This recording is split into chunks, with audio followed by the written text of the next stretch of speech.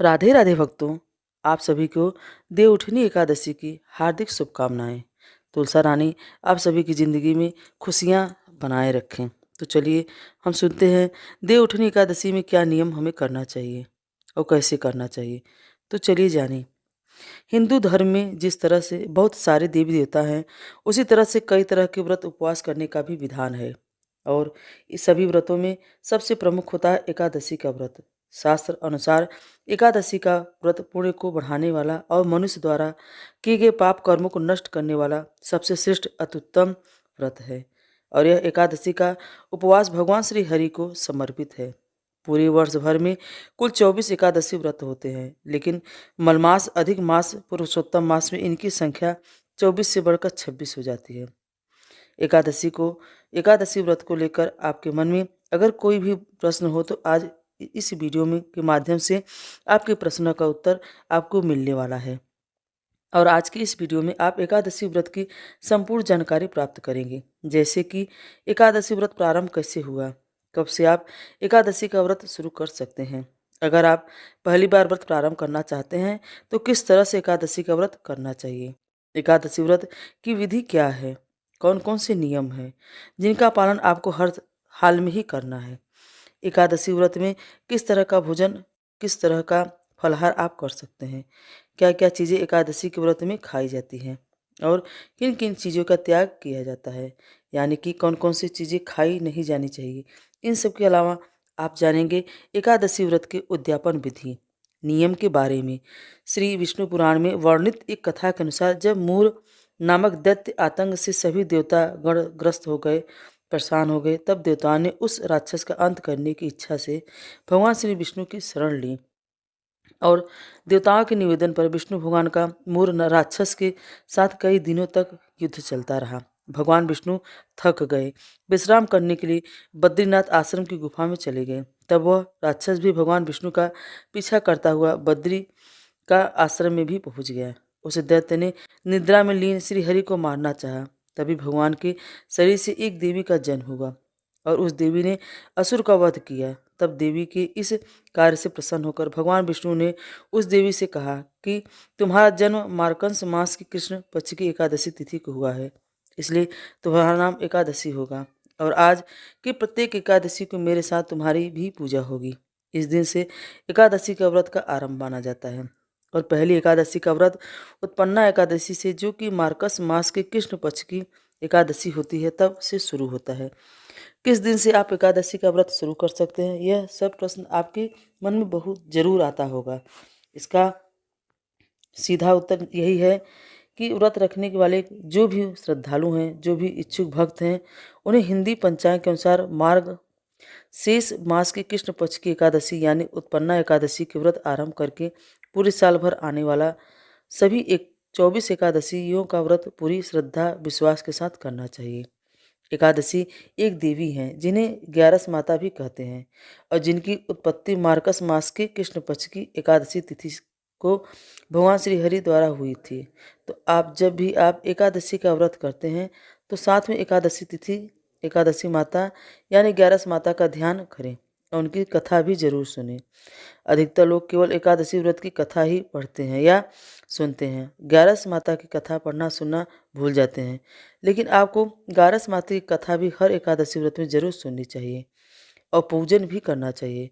किस तरह से एकादशी का व्रत किया जाता है, तो इसके लिए सृष्टि की पालनकर्ता भगवान विष्णु को अत्यंत प्रिय इस एकादशी का व्रत कोई भी कर सकता है। स्त्री हो, पुरुष हो, सुहागिन हो, विधवा हो, कुंवारी कन्या हो, कोई भी जो भी भक्त मोक्ष प्राप्ति की इच्छा चाहते हो, अपने पापों का नाश चाहते हो, तो इस व्रत को समझ से रख सकते हैं।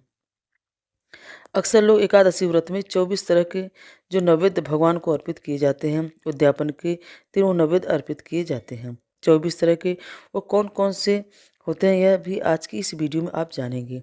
एकादशी का व्रत रखने वाले भक्तों को चाहिए कि एकादशी तिथि एक दिन पहले यानी 10वीं तिथि के दिन से ही एकादशी व्रत के नियमों का सख्ती से पालन करें। भोग विलास को त्याग कर गृहस्थ लोगों को पूर्ण ब्रह्मचार्य का पालन करना चाहिए और फिर 10वीं से ही चावल या फिर चावल से बनी वस्तुओं का भी त्याग कर देना चाहिए। व्रत का आरंभ एकादशी सूर्योदय से लेकर अगले दिन सूर्योदय तक चलता है। अगर इस बीच में व्रत रखने वाले भक्त नियमों के अलावा अन्न ग्रहण कर लेते हैं तो व्रत टूट जाता है, खंडित हो जाता है, अधूरा माना जाता है। इसलिए एकादशी के व्रत में अन्न का सेवन नहीं किया जाता है, अन्न का पूरी तरह से त्याग किया जाता है। दशमी से लेकर द्वादशी तिथि तक मदिरा, मसूर की दाल या फिर तामसिक भोजन जैसे लहसुन प्याज से बना हुआ भोजन, इनका भी आपको सेवन नहीं करना चाहिए। एकादशी की सुबह मल-मूत्र का त्याग करके दांतों और कंठ को साफ करने के लिए दातुन का प्रयोग आपको नहीं करना है। इस दिन आप केवल जामुन के पत्ते, नींबू नींबू या फिर आम के पत्ते चबा सकते हैं। लेकिन एकादशी व्रत रखने वाले भक्तों के इस दिन खुद से किसी भी वृक्ष से पत्ता भी नहीं तोड़ना चाहिए। इसी वृक्ष से अपने आप गिरे हुए पत्तों का ही प्रयोग आपको अपने कंठ या फिर अपने दांतों को साफ करने के लिए करना चाहिए। अगर आपको पत्ते ना मिले तो आप केवल उंगली से अपना कंठ साफ कर सकते हैं। अगर ऐसा भी संभव ना हो तो पानी से बराबर कुल्ला करके अपने कंठ को साफ कर सकते हैं। ध्यान रखिएगा कि जो नॉर्मल पेस्ट आप अपने दांत साफ करने के लिए यूज करते हैं, जिस ब्रश का यूज हर दिन दांत साफ करने के लिए करते हैं, उसका प्रयोग आपको नहीं करना है। ब्रश के बदले आपको उंगली का ही प्रयोग करना चाहिए। लकड़ी के दांतों, बाजारू मंजन या फिर से पेस्ट का प्रयोग इस व्रत में वर्जित होता है। दांत साफ करने के लिए बाद स्नादि से नियुक्त होकर मंदिर में जाकर भगवान के दर्शन करके स्वयं गीता पाठ करें या फिर पुरोहित जी के श्रवण करें। अगर ऐसा संभव ना हो तो आप केवल अपने ही घर में मंदिर में भगवान विष्णु का विधि विधान से पूजन करें। अब भगवान के समक्ष हाथ, जल या पुष्प लेकर संकल्प लें कि आज आप किसी की निंदा नहीं करेंगे, केवल हरि भक्तों का संग और हरि कीर्तन ही करेंगे। दुराचारी, दुष्ट, चोर और पाखंडी लोगों के संग से दूर रहेंगे। किसी का दिल नहीं दुखाएंगे और ना ही किसी पर क्रोध करेंगे। और फिर भगवान विष्णु का स्मरण करते हुए इस प्रकार प्रार्थना करें कि हे त्रिलोकीनाथ, हे श्रीहरि, मेरी लाज आपके हाथ में है, इसलिए आप मेरे इस संकल्प को पूरा करने की शक्ति मुझे प्रदान करें। फिर संकल्पित जल को, पुष्प को भगवान के श्री चरणों में अर्पित कर देना चाहिए। इस दिन भगवान विष्णु के 108 नाम और ओम नमो भगवते वासुदेव मंत्र या विष्णु सहस्त्र नाम का पाठ करना चाहिए और मंत्रों का जाप और हरि कीर्तन करके अपना दिन बिताना चाहिए। एकादशी व्रत के नियम क्या क्या हैं तो देखिए, जैसा कि आपको यह तो बता ही चुके हैं कि दसवीं तिथि के दिन तामसिक भोजन नहीं करना चाहिए। मांस, मछली, चुंगली आदि कर्मों का त्याग करना है। इसके अलावा भी कुछ जरूरी नियम होते हैं, जैसे कि दसवीं से ही अशुद्ध भोजन का त्याग कर देना चाहिए। बाहर का भोजन जहाँ तक हो सके तिथि को नहीं करना चाहिए। पूर्ण ब्रह्मचर्य का पालन करें। इस दिन अपना व्यवहार, अपना आचरण सही रखें। कम बोले, किसी की चुगली करने से खुद को बचाएं। जो लोग व्रत रखने के बाद भी दूसरों की निंदा करते हैं और क्रोध करते हैं, अशब्द बोलते हैं, उनका व्रत खंडित हो जाता है। व्रत के दिन पेड़ से अपने आप गिरे हुए आम या जामुन के पत्तों को चबाकर उंगली से अपना गला, कंठ साफ करें। व्रतधारी भक्तों को इस दिन घर में झाड़ू भी नहीं लगाना चाहिए। झाड़ू न लगाने का कारण यह है कि झाड़ू लगाने से जो चींटी आदि सूक्ष्म जीव जंतु होते हैं, उनके मरने का डर होता है। यदि ऐसा होता है तो भी आपको दोष लग सकता है, हत्या का दोष लगेगा। जो भी जीव है उनकी हत्या का दोष यदि लगता है तो उससे भी पाप का भागीदार आपको बनना पड़ता है। झाड़ू के अलावा इस दिन आपको जाले साफ नहीं करने चाहिए। कोई भी ऐसा काम नहीं करना चाहिए जिससे कि कोई भी जीव जंतु की मृत्यु का भय हो। इस दिन नाखून, बाल इत्यादि वृत्ति को नहीं काटने चाहिए। और अगर किसी की निंदा भूल से आपको हो जाए तो किसी के प्रति अशब्द यदि आप कह दें या मन में कोई गलत विचार आ जाए तो उसी क्षण आपको सूर्य भगवान के दर्शन करके श्री हरि का पूजन करके सच्चे मन से क्षमा याचना करनी चाहिए। और ऐसा भविष्य में दोबारा ना हो तो यह प्रण लेना चाहिए। अच्छा बोले, सबके साथ अच्छा व्यवहार करें, कम बोले, झूठ तो बिल्कुल भी ना बोले। जुआ, शराब, हिंसा, निंदा, चोरी, क्रोध, झूठ, कपट आदि इन बुरे कर्मों से दूर रहना चाहिए। एकादशी के दिन दान का विशेष महत्व है, इसलिए अपनी सामर्थ्य के अनुसार एकादशी व्रत के दिन आप अन्नदान कर सकते हैं, किसी भी तरह का दान कर सकते हैं। लेकिन चावल का स्पर्श करना या चावल से बनी चीज़ों का दान करने से आपको इस दिन बचना चाहिए। किस तरह का भोजन आप कर सकते हैं, यह भी एक महत्वपूर्ण प्रश्न है। तो देखिए, एकादशी व्रत का अर्थ ही होता है कि आप अपने इंद्रियों को अपने संयम में रखते हुए, वश में रखते हुए पूरी तरह से निराहार या निर्जला रहकर एकादशी का व्रत पालन करें। लेकिन अधिकतर लोग ऐसा नहीं कर पाते हैं, इसलिए फलाहार ग्रहण करने की सलाह दी जाती है। भगवान कभी यह नहीं चाहते कि आप भूखे प्यासे रहकर अपने शरीर को कष्ट देते हुए किसी का व्रत का पालन करें। अगर आपकी शारीरिक क्षमता उपवास रखने की नहीं है तो आप बिना उपवास रखे ही भगवान श्री हरि का पूजन सच्चे मन से करके एकादशी व्रत का भी पुण्य प्राप्त कर सकते हैं। शरीर को कष्ट ना दें, लेकिन अपने मन को संयमित रखें। ऐसा भी आप एकादशी के दिन कर सकते हैं। फिर भी एकादशी, द्वादशी, दशमी तिथि में आपको मांस, प्याज, लहसुन, मसूर, उड़द, चने की कोदो, किसी तरह की साग सब्जी यानी साग आदि, हर तेल, कासे बर्तन और बहुत ज़्यादा तेल जल सेवन भी नहीं करना है। यहाँ तक कि एकादशी के व्रत में जिस दिन व्रत होता है उस दिन भरपूर मात्रा से जल का सेवन ना करने की सलाह भी दी जाती है। लेकिन ऐसे लोग जिनके लिए पानी पीना बहुत ज़रूरी है, तो यह नियम उन लोगों के लिए लागू नहीं होता है। आप भरपूर मात्रा में पानी का सेवन कर सकते हैं। जैसे किसी को कोई स्वास्थ्य परेशानी है, जैसे कि डॉक्टर ने आपको बहुत पानी पीने के लिए बोला हो, तो आप ऐसे में यही व्रत रखें तो भरपूर मात्रा में पानी भी पी सकते हैं। व्रत के दिन बाजार में मिलने वाले जितने भी ड्रिंक्स होते हैं, जैसे जूस आदि या कोल्ड ड्रिंक वगैरह, फिर प्रोडक्ट जूस जैसे तला भोजन, आइसक्रीम, इनका सेवन नहीं करना चाहिए। घर में से निकाला हुआ फलों का रस या फल या फिर दूध या जल का सेवन आप कर सकते हैं। अगर किसी की सामर्थ्य निराहार फलाहार के साथ व्रत रखने की ना हो तो भोजन करना आपके लिए बहुत ही अधिक आवश्यक हो। एक बार शाम की पूजा करने के बाद आप सात्विक भोजन भी कर सकते हैं। यदि फलाहारी है तो शलजम, गोभी, गाजर, पालक, कुल्फा का साग, इनका सेवन नहीं करना चाहिए। और फलों में भी आम, अंगूर, केला, बादाम, पिस्ता, जितने भी ड्रामा फ्रूट्स हैं उनका सेवन आप कर सकते हैं। सीजन फल है यानी जिस मौसम में जो फल चलते हैं उनका सेवन आप कर सकते हैं। और भगवान को जब भी आप भोग लगाते हैं तो सुबह शाम एकादशी, दशमी या द्वादशी को भोग में तुलसी का पत्ता जरूर रखें। एकादशी का व्रत रखने वाले भक्तों को दान किया गया भोजन या किसी भी दूसरे के घर का भोजन या अन्न जल किसी तरह का भी ग्रहण नहीं करना चाहिए। अपने ही घर का भोजन, अपने ही घर का फलाहार, दूध आदि का सेवन करना चाहिए। किसी घर रवि श्राद्ध का भोजन भी आपको नहीं करना चाहिए। व्रत में क्या क्या चीज़ें आप खा सकते हैं इस बारे में भी जान लीजिए। तो सभी तरह से फल आप खा सकते हैं, जो भी मौसमी फल होते हैं। इसके अलावा आप शक्कर, कट्टू, आलू, साबूदाना, शक्करकंद, हालांकि साबूदाने का सेवन करने के लिए बहुत से लोग मना भी करते हैं, क्योंकि इसको बनाने की जो प्रक्रिया हो वो उतनी शुद्ध नहीं होती है किसी भी व्रत में खाया जा सके। इसके बावजूद भी लोग साबूदाने का सेवन करते हैं, तो ये आपकी श्रद्धा पर निर्भर करता है, आपको साबूदाने का सेवन करना चाहते हैं या नहीं। शकरकंद का सेवन आप कर सकते हैं। जैतून, नारियल, दूध सही भी तरह के मेवे यानी ड्राई फ्रूट्स और उनके तेल का भी प्रयोग कर सकते हैं। अदरक, काली मिर्च और सीधा नमक का सेवन भी इस व्रत में किया जा सकता है। क्या क्या चीज़ें नहीं खानी चाहिए, यानी जो वर्जित खास पदार्थ है, वह है सभी तरह के अनाज जैसा मैदा, चावल, बाजरा, जौ, उड़द, मसूर की दाल, आटा, उनसे बनी हुई कोई भी वस्तु, मटर, छोला, दाल और सभी तरह की सेव, उनसे बनी अन्य वस्तुएं भी नहीं खाई जाती हैं। बेकिंग पाउडर, सादा नमक, बेकिंग सोडा, कस्टर्ड, बाजार में मिलने वाली मिठाइयाँ और मसाले जैसी मेथी, हींग, सरसों, सौंफ, इलायची, इमली, लौंग, जायफल, इनका सेवन भी नहीं करना चाहिए। अगर एकादशी व्रत रखने वाले भक्तों के घर में इस दिन किसी संबंधी की मृत्यु हो जाए तो इस व्रत को रखकर उस व्रत का फल संकल्प करके मृतक को दे देना चाहिए। और हर जीव को प्रभु का अंश समझकर किसी के साथ हिंसा का छल कपट नहीं करना चाहिए। अगर इस दिन आपका कोई अपमान भी कर दे तब भी आपको क्रोध नहीं करना है। शांत रहते हुए संयम के साथ दया का भाव दिखाते हुए उस व्यक्ति को क्षमा कर देना चाहिए। और इस विधि को व्रत करने पर उत्तम फल की प्राप्ति होती है। एकादशी के व्रत में सुबह और शाम दोनों ही समय भगवान का पूजन करना चाहिए। अपने घर में पूजन करने के अलावा यदि आसपास भगवान विष्णु का मंदिर हो तो वहाँ पर भी आपको पूजा करनी चाहिए।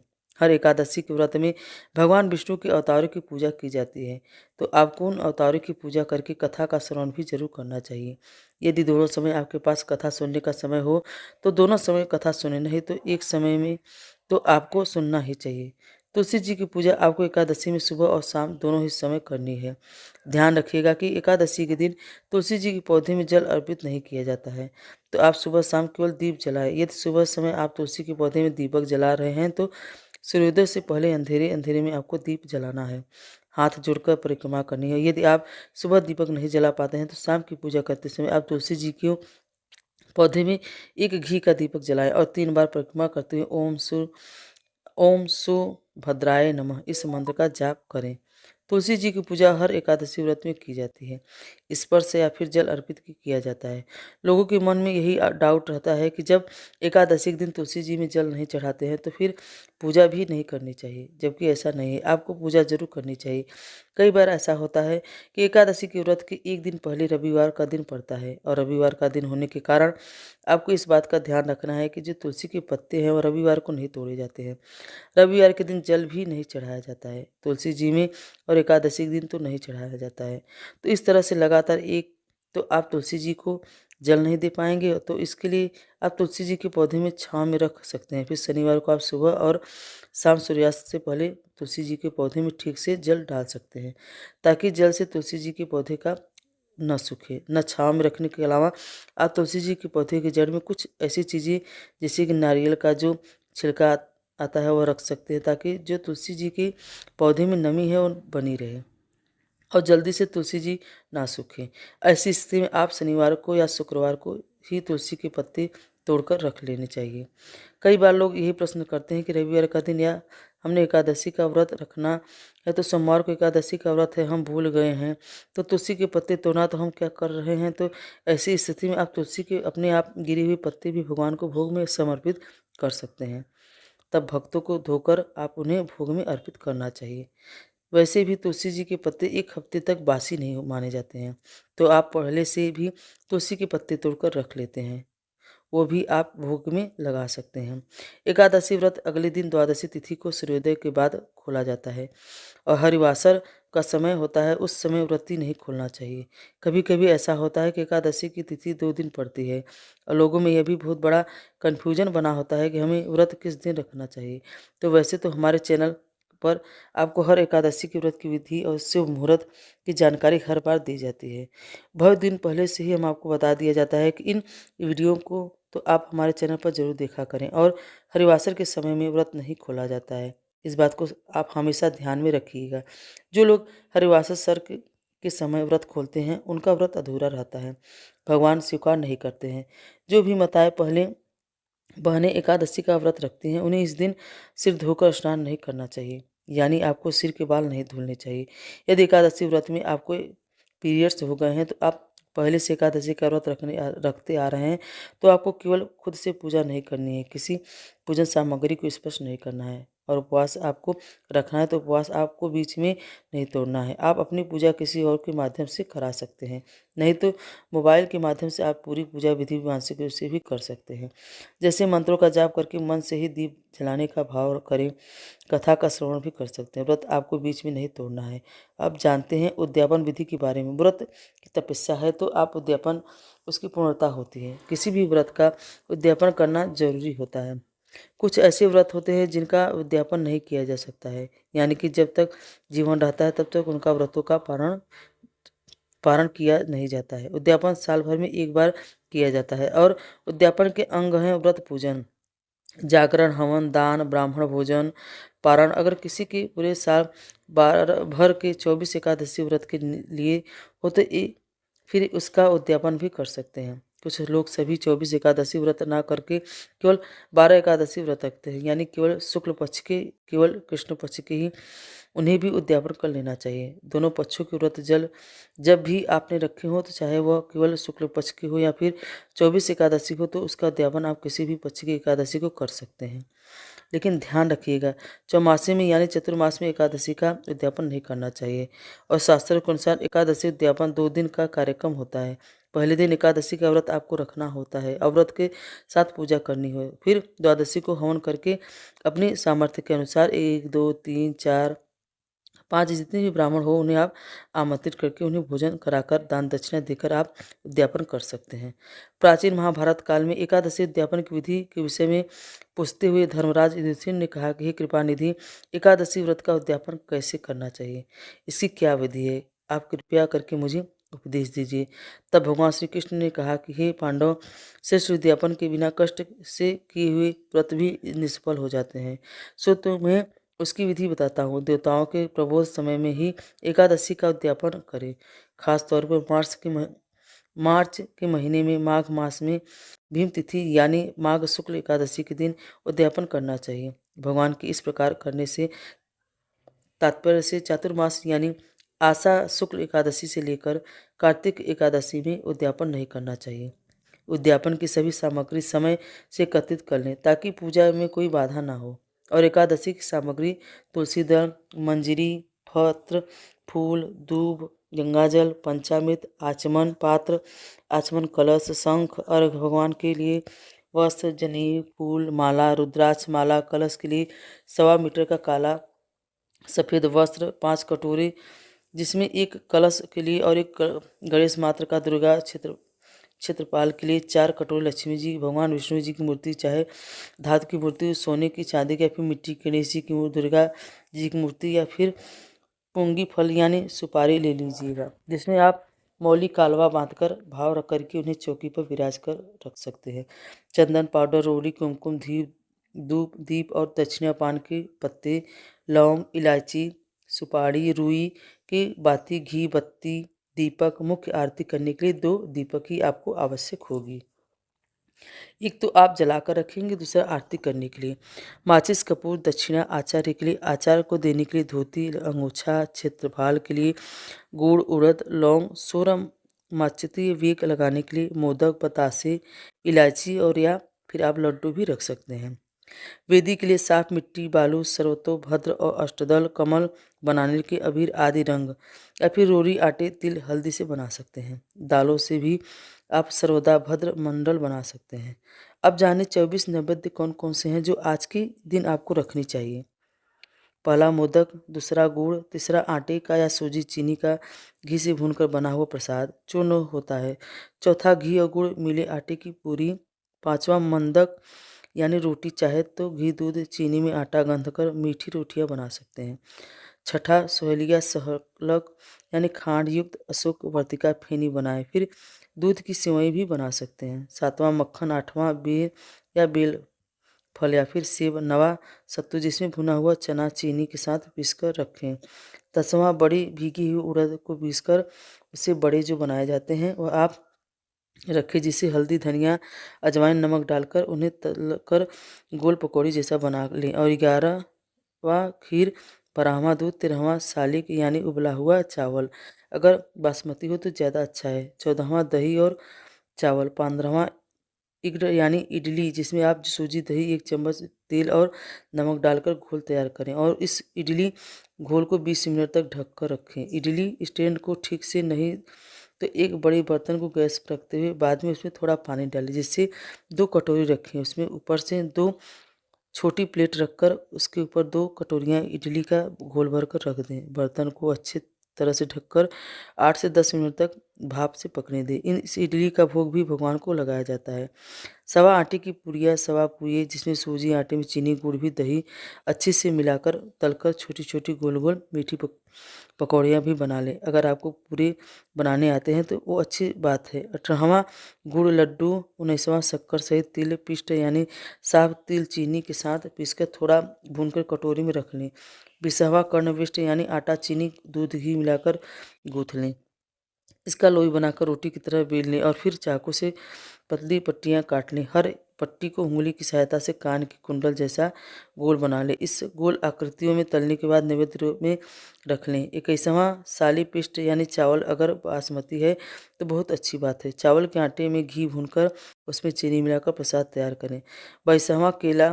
23वां युक्त घी मुद्रक पिष्ट यानी मिक्सी में मूंग दाल का आटा बना लें और फिर मूंग भिगोकर पीसकर उसमें घी और चीनी डालकर पका लें, यानी मूंग की दाल का हलवा बना लें। 24वां गुड़ मिला लें। उबला भात यानी चावल या 24 नैवेद्य हैं जो द्वादशी तिथि के दिन आपको उद्यापन करते समय भगवान के भोग में समर्पित करने होते हैं। द्वादशी के लिए आपको हवन के लिए चाहिए घी का से ज़्यादा न हो तो घी के समाप्त होने के बाद तिल के तेल से ही हवन किया जा सकता है। हवन पूरा किया जा सकता है। खीर आहुति देते समय खीर अधिक मात्रा में होनी चाहिए। आहुतियाँ गिन कर हिसाब से बना लें, नहीं तो तिल, जौ आदि हवन सामग्री से भी आप खीर के अभाव में आहुति दे सकते हैं। हवन करने के लिए काले सफ़ेद तिल, जौ, चावल, हवन सामग्री, गौमूत्र, पानी, कपूर, रुई की पत्ती, गोबर, माचिस, फूल, कुसा, दूध, पवित्री, यानी जिसमें दो कुश और दुर्बाहु एक साथ बांधकर एक पवित्री बनाते हैं। संविधा के लिए छोटी छोटी सूखी पतली लकड़ियां आम, पीपल आदि वृक्ष की, लेकिन कांटेदार पेड़ की ना हो तो सूखी से गीली, या फिर हरी ताजी ना हो तो हवन कुंड, या फिर हवन कुंड ना हो तो ईंट मिलाकर मिट्टी का रेत से भी वे बना सकते हैं। प्रणीता पात्र और पापुला कहते हैं। शुक्र ध्रुव ना हो तो खीर होम करने के लिए चम्मच लें, और घी होम करने के लिए आप पीतल की पत्ती ले लें, और तिलक के लिए रोली, अक्षत, आचार्य, फिर ब्राह्मण देवता को दान करने के लिए अन्न, वस्त्र, धोती, अंगोछा, टोपी का कपड़ा, कंधी, अंगूठी, छल्ले, जूते, चप्पल, दक्षिणा, आचार्य पत्नी को भी अगर आपको बुलाया है तो उन्हें आमंत्रित किया है तो साड़ी, बिंदी अपनी इच्छा अनुसार अपनी सामर्थ्य के अनुसार दे सकते हैं। आचार्य को या फिर सबको फल, अन्न जिसमें साबुत दाल, चावल आदि आप दे सकते हैं। मिठाई दे सकते हैं। पीपल, तांबे या फिर मिट्टी की बनी हुई कलश, भगवान विष्णु की मूर्ति को भी दान में देने का महत्व है। इसके अलावा सबके लिए समय से भोजन भी आप तैयार करवा लें, लेकिन भोजन सात्विक होना चाहिए। भगवान आगे आके कहते हैं कि श्री अब उद्यापन की विधि को मैं कहता हूँ। यदि सामर्थ्यवान मनुष्य श्रद्धा से 1000 स्वर्ण मुद्रा दान दे और सामर्थ्य व्यक्ति 1 कौड़ी भी अगर श्रद्धा से दान दे तो उन दोनों का फल एक समान ही होता है। दान विधि में जितना बताया है, यदि धन संपन्न व्यक्ति हो तो सामर्थ्य हो तो दोगुना दान के, यदि आप अशक्त हो तो मनुष्य उससे आधा भी दान देता है तो वह भी दान का पूरा पूरा फल प्राप्त करता है। स्वर्ण मुद्रा प्राचीन समय में प्रचलित थी, वर्तमान समय में रुपया प्रचलित है, इसलिए पृथ्वी को अपनी जैसी सामर्थ्य हो उस अनुसार रुपया का भी उपयोग वस्तुओं का दान करना चाहिए। विधान के अनुसार अगर हवन करने में असमर्थ है तो इसके लिए भी अलग से पंडित जी को दक्षिणा दान दे देनी चाहिए। एकादशी उद्यापन की शास्त्रोक्त विधि है कि 10वीं तिथि के दिन एक समय भोजन करें। इस दिन मंदिर साफ करके पूजा की आवश्यक सामग्री खरीद कर लाएं, और आचार्य वर्ण के लिए 10वीं तिथि की शाम को गुरु जी का पंडित जी के घर जाएं और उन्हें निमंत्रण देकर आएं, और रात्रि को दांत साफ करके भगवान के आगे नियम करें कि मैं एकादशी को निराहार रहकर द्वादशी तिथि को भोजन करूंगा। हे पुंडरीकाक्ष भगवान, मैं आपकी शरण में हूँ। इसके बाद आप सो जाएं, और एकादशी तिथि को आपको क्या करना है इसके लिए धर्मराज युधिष्ठिर ने भगवान श्री कृष्ण से कहते हैं कि युधिष्ठिर, एकादशी के प्रातःकाल सावधान मन से स्नान करके पाखंडी पतित नास्तिक लोगों से दूर रहें, और फिर नदी, तालाब आदि के शुद्ध जल में या घर पर ही शुद्ध जल में मंत्र पूर्वक या भगवान का नाम करते हुए स्नान करके पितरों को तप दे, जिसमें पितरों के नाम से जलाशय दी जाती है। फिर पूजा की सारी सामग्री इकट्ठी कर लें और 24 नैवेद्य बना लें या फिर बनवा लें। अब आचार्य, गुरु या पंडित जी को बुलाएं, संभव हो तो उनकी पत्नी सहित बुलाएं। आचार्य शांत, गुण संपन्न, सदाचारी की विधि विधान को जानने वाले हों, या फिर किसी पूजा के पाठ के जानकार व्यक्ति हो, किसी योग्य व्यक्ति को, धार्मिक व्यक्ति को पुरोहित आचार्य बनाकर, किसी वैष्णव को पुरोहित बनाकर पूजा स्थल पर उन्हें बुला लें। अब आसन देख सम्मान सहित उन्हें बिठाएं और उनको प्रणाम करके नमस्कार करके प्रार्थना करें कि वृत्ति को आचार्य को तिलक करना चाहिए। पुष्प चढ़ाने के बाद उन्हें वस्त्र, धोती, अंगोछा दान देकर कहना चाहिए कि हे आचार्य, मेरा हरिवासर से संबंध रखने वाला व्रत जिस तरह से संपूर्ण हुआ और ऐसा उपाय कीजिए। सबसे पहले गणेश भगवान जी का स्मरण करके संकल्प लें। हाथ में जल, पुष्प, तिल लेकर संकल्प लेना चाहिए, जिसको आपको अपना नाम, अपने शहर का, अपने कुल गोत्र का, जो भी ऋतु है, जो मास है, जो भी पक्ष है, उसका नाम लेकर आपको संकल्प लेना है। और इस प्रकार से कहना है कि हे गणपति भगवान, हे श्री हरि, आज मैं अपने द्वारा रखे गए एकादशी व्रत का उद्यापन करने जा रही हूँ। व्रत का भंग ना हो जाए इस कारण मैं गणपति पूजन, आचार्य वर्ण पूर्ण वाचन भी करवाऊंगे। संकल्प ले। और पीछे ऐसा भाव होना चाहिए कि अब अपने सामने गणेश जी और दुर्गा जी की मूर्ति या तस्वीर रख दें। जिसकी मूर्ति ना हो, मूर्ति की जगह कटोरी भी सुपारी रखें, या फिर आपकी सुपारी की जगह केवल स्वास्तिक बनाकर पूजा कर सकते हैं। फिर धूप जलाकर सभी देवी देवताओं को तिलक लगाकर उन्हें वस्त्र, जनेऊ अर्पित करने से साथ ही आप पंडित जी के द्वारा मंत्र उच्चारण करके भगवान विष्णु के 108 नामों के साथ ही हवन करें। फिर जो 24 नैवेद्य आपको बताए गए हैं उन सभी नैवेद्यों को आप एक साथ भगवान को भोग में अर्पित करें। हर नैवेद्य में तुलसी जी का एक पत्ता, तुलसी जी की मंजरी भी रखें। हवन करने के बाद सच्चे मन से क्षमा मांगे, और इसके बाद आप भगवान विष्णु पर जल अर्पित करके भगवान को नमस्कार करें। आचार्य को दक्षिणा देकर उन्हें सात्विक भोजन कराकर उन्हें विदा करें। इस प्रकार से एकादशी उद्यापन का विष्णु पूजन संपन्न होता है और 24 नैवेद्य आपको बनाकर रखे हैं। उनमें से थोड़ा-थोड़ा आपको जो भी आचार्य पंडित जी ने उन्हें भी देना चाहिए और प्रसाद के रूप में सभी लोगों में बाँटकर खुद ही ग्रहण करना चाहिए। यदि आप मूर्ति दान में देना चाहते हैं, तो मूर्ति भी आचार्य को कुछ दक्षिणा के साथ दे देना चाहिए।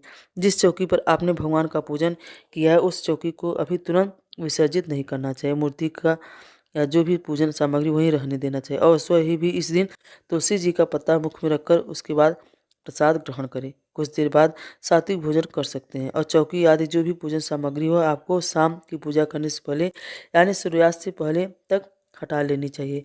जिन चीज़ों का विसर्जन किया जाता है जैसे भी पुष्प हैं, अक्षत हैं आदि हैं, उनका विसर्जन आपको कर देना चाहिए। जिन लोगों की सामर्थ्य अपने यहाँ पर आचार्य को बुलाकर हवन करने की नहीं है, वे आज के दिन उद्यापन करते समय काला सफ़ेद 1.25 मीटर कपड़ा लेकर काले सफ़ेद तिल लेकर जो भी आचार्य के उन्हें कुछ दक्षिणा देकर व्रत का उद्यापन करना चाहिए।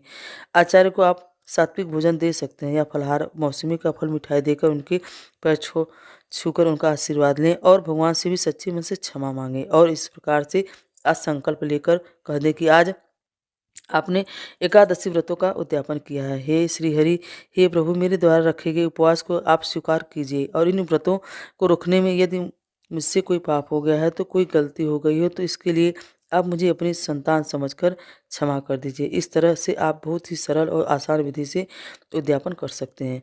उम्मीद करती हूँ आज की वीडियो यह जानकारी आपको पसंद आई होगी। अगर आपको ये वीडियो अच्छी लगी हो तो हमें कमेंट में राधे राधे ज़रूर बताइएगा।